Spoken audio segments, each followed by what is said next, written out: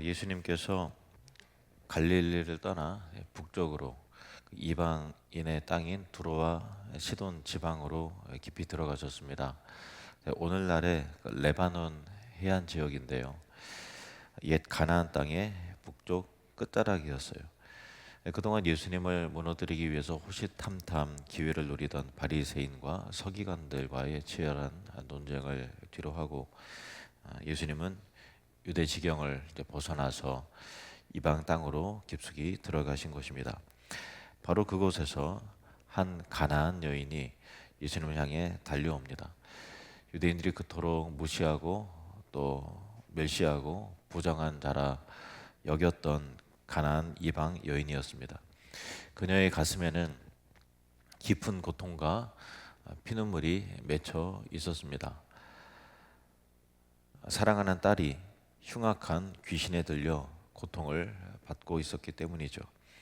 어떠한 의학이나 또 다른 세상의 방법을 다 동원해도 고칠 수 없었던 그 절망 가운데 여인은 유대 땅에서 큰 능력을 행하시는 예수님의 소문을 듣고 쫓아온 것입니다.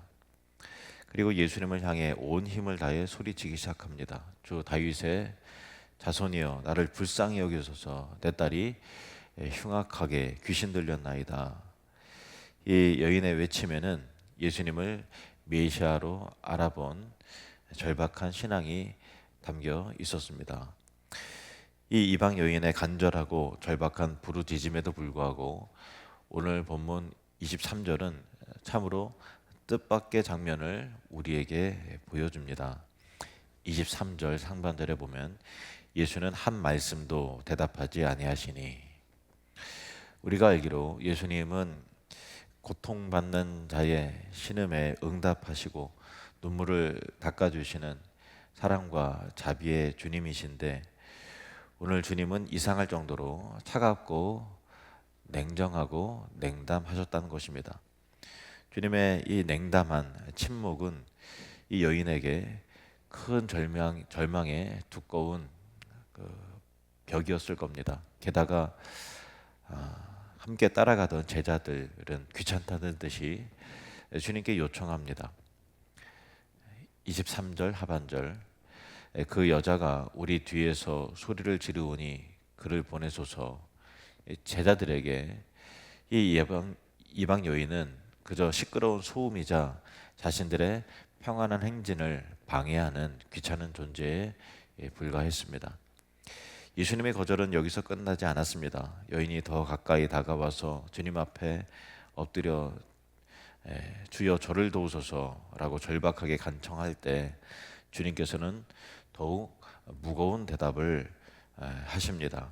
24절 말씀, 예수께서 대답하여 이르시되 나는 이스라엘 집에 잃어버린 양 외에는 다른 데로 보내심을 받지 아니하였노라 하시니, 이 말씀은 구속사적으로 하나님의 구원 계획이 먼저 이방인이 아니라 언약 백성인 이스라엘을 통해 시작되어야 함을 분명히 선언하시는 말씀이었습니다.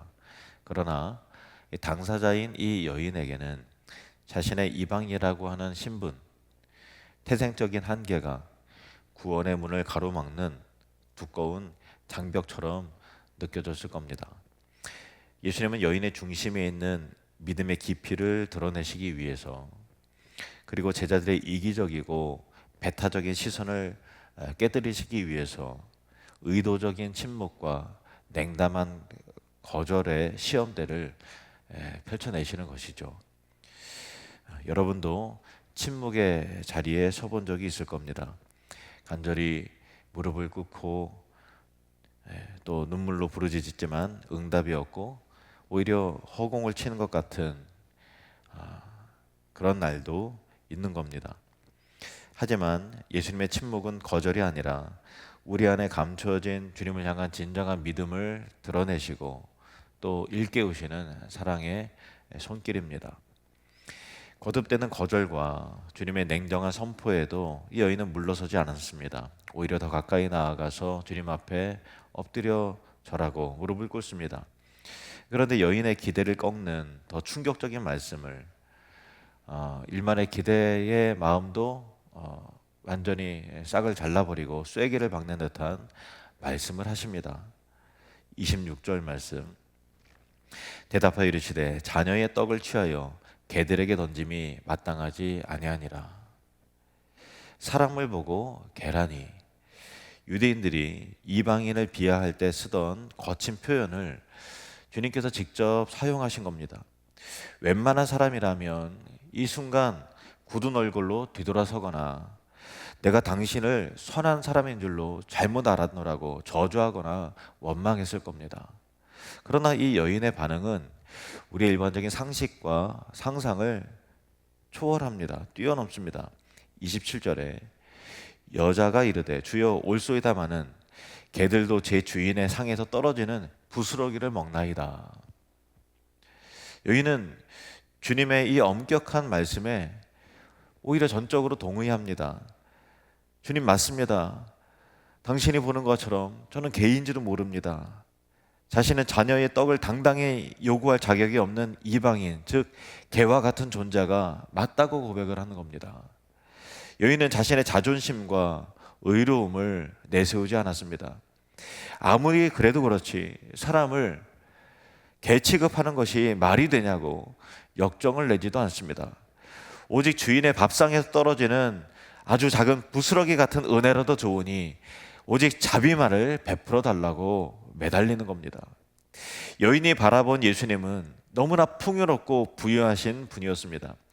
주인의 땅에서 떨어지는 작은 부스러기 하나만으로도 자신의 딸을 괴롭히는 흉악한 귀신쯤은 단번에 떠나갈 것이라는 절대적인 확신과 믿음이 있었던 겁니다. 이 믿음은 나의 자존심과 권리를 모두 내려놓고 오직 하나님의 전적 은혜만을 붙드는 참된 신앙의 극치의 모습을 보여주었던 것입니다. 여인의 위대한 고백을 들으신, 진정한 고백을 들은 예수님의 얼굴에는 마침내 깊은 감탄과 미소가 피어올랐습니다. 28절 말씀 우리 같이 읽겠습니다. 시작. 이에 예수께서 대답하여 이르시되 여자여 내 믿음이 크도다 네 소원대로 되리라 하시니 그때로부터 그의 딸이 나으니라. 주님은 여인의 외모나 신분, 출신, 혈통을 보지 않으시고 오직 그녀의 마음 중심에 가득 찬 포기하지 않는 절대적 신뢰의 그 믿음을, 진정한 믿음을 보셨습니다.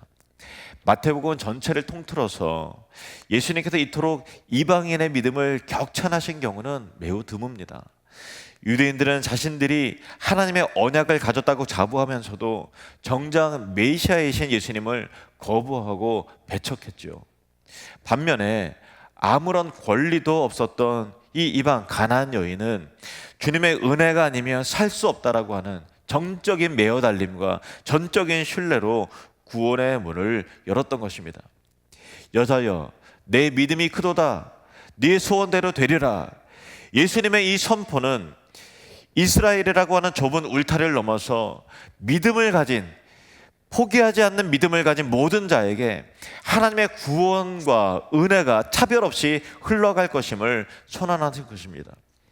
주님의 격려와 선포가 떨어지는 그 즉시 멀리 떨어져 있던 그 여인의 딸은 흉악한 귀신은 떠나가고 깨끗하게 치유와 자유함을 얻게 되었습니다. 여인의 간절하고도 포기하지 않는 믿음이 거절을 기적으로 바꾸었고 침묵과 냉담함을 찬송과 은혜와 영광으로 변화시킨 것입니다. 오늘 우리는 부스러기 은혜를 붙들고 끝내 응답의 문을 연 한 그 가난한 귀한 이방 여인을 함께 관찰하고 있습니다. 우리에게 필요한 것은 이 가난한 여인의 믿음입니다. 자존심을 내려놓는 믿음, 부스러기 은혜 하나라도 감격할 줄 아는 믿음, 부스러기 하나님의 그 부유하신 은혜 중에서 극히 작은 일부만이라도 내게 주어진다면 내 모든 문제가 기꺼이 해결될 수 있다라고 하는 그 믿음, 거절처럼 보이는 침묵 앞에서도 내 자존심을 완전히 구겨놓는 그런 단련 앞에서도 오히려 한 걸음 더 가까이 나아가는, 지치지 않는, 그 포기하지 않는 그 믿음이 우리에게 필요할 것입니다. 그러나 이런 귀한 믿음은 안정되고 아무 일 없고 평탄한 순간에서는 결코 자라지 않는다는 것입니다. 침묵을 통과해야 비로소 그 믿음이 드러납니다. 주님의 그 거절을 통과해야 깊어지는 것입니다. 인내와 오래 참음을 통과해야 비로소 단단해지는 것입니다. 주님은 우리를 시련의 가운데 두실 때 우리를 버려두신 것이 아니라 우리 안에 잠들어 있던, 우리 안에 뭔가 내면에 있지만 드러나지 않았던 그 믿음을 흔들어 깨우고 계시다라는 것입니다. 우리를 낮추실 때 우리를 멸시하신 것이 아니라 부스러기 은혜에 감격할 줄 아는 가난한 심령을 빚고 계시는 하나님의 위대하고도 그 사랑의 손길을 여러분 꼭 놓치지 마시기 바랍니다. 그래서 시련은 저주가 아니라 축복입니다. 기다림은 헛된 시간이 아니라 거룩한 시간입니다. 연단의 그 풀물을 통과한 자만이 정금과 같은 믿음을 갖게 되는 것이라는 것입니다. 이제 상반기를 지나서 하반기가 시작이 됩니다.